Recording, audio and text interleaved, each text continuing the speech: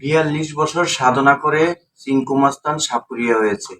চলুন সেই ভিডিওটি আমরা দেখে আসি চিঙ্কু মাস্তানের। সাপুরিয়া, আমার ভাই কি বাঁচবেনি? যে সাপ কামড় দিছে বিষাক্ত সাপ। আমার ভাই মনে হয় বাঁচবো না সাপুরিয়া।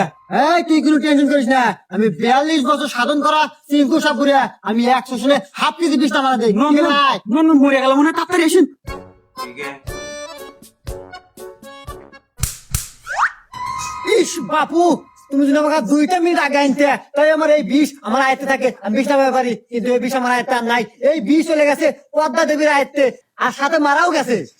আচ্ছা সাপুরিয়া, আপনি জানি কত বছর সাধনা করিয়া আপনি সাপুরি হয়েছেন? ওই কথার কো না বাপু, পুরো 42 বছর সাধনা করে আমি সাপুরিয়া হচ্ছি, কি জানো কথা। হ বাপু, খুব কষ্ট তাই না?